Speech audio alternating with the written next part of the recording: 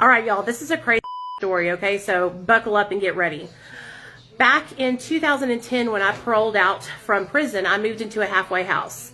I was living there and I was staying sober and I was doing really good. And when I hit my 6 months sober, they allowed me to move into the apartments next door that were connected to the sober living. I moved in, y'all. I was happy as a clam. I was so excited. And one of my girlfriends, who was also in recovery, her son, I just loved him to death. He's gay, and he had the best fashion sense and style. So I invited him over to stay the night that night to help me decorate my apartment. So we're staying the night, and his mom called me and said, "Hey, make sure that you hide your keys because he's been known to steal people's cars, anything of value, put it up. He's sober, but he struggles, And I was like, okay, girl. So I went to bed that night with my money and my keys under my pillow. Comment for part two.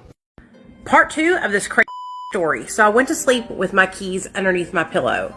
And it was probably like 2 or 3 o'clock in the morning, and I just had this like really weird feeling come over me. So I put my hand underneath my pillow, and my keys were fucking gone.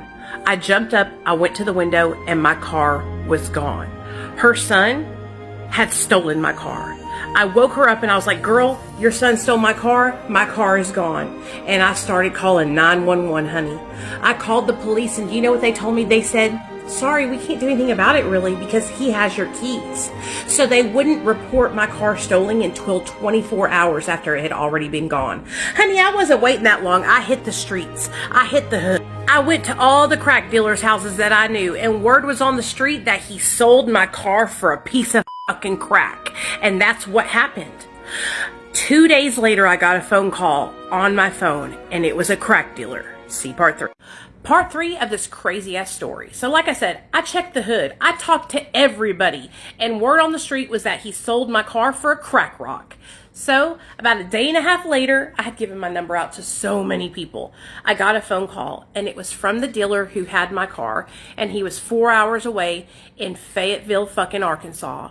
And I said, "Man, please, I'll pay you to get my own car back. Just please don't sell it. Don't chop shop it." And he said I could come and get it. That evening at 6 o'clock when Sandra got off work, she picked me up and we rode up there to Fayetteville. It took us till after 11 o'clock to get there, okay? Between 5 o'clock traffic and all the bullshit, it was almost midnight.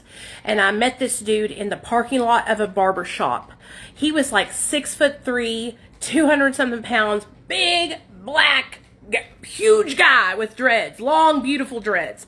Whitest teeth I've ever seen, but sweet as can be. He was so apologetic. He was like, "I'm so sorry that this happened to you." He was like, "I just bought the car off of somebody who got the car off of the guy who sold it to them, And I couldn't thank him enough. I jumped in the car with him, told Sandra and her son to get fucked, and we drove to his apartment. I dropped him off there and told him thank you so much. Switched seats with him and got in the driver's side, and I thought, holy shit, it's black as hell outside tonight. I cannot see to drive. I will die. So I called my friend Matt, and I was like, "Hey, don't you live in Rogers?" And he's like, "Yeah." And I was like, "Can I please come stay the night with you tonight?" So I drove to my friend Matt's house and went and stayed the night with him. And let me just tell you, at this time, he was really struggling with his alcoholism. So I didn't get a wink of fucking sleep because he was fucking around all night, drunk as hell. I was having to clean up after him. He was falling all over the place. It was fucking horrible.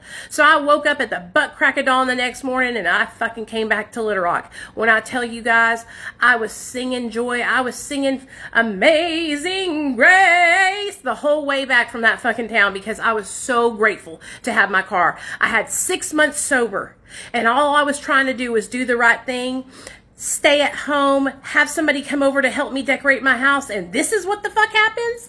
That's the day I learned to not trust nobody and to be real fucking careful about who I had around me and inside of my house.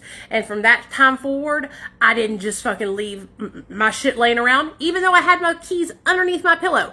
I didn't let people into my house ever again that could take some shit from me like that because I worked too hard. I had that car since I was 18 years old. Okay? And at this time, I was in my 30s.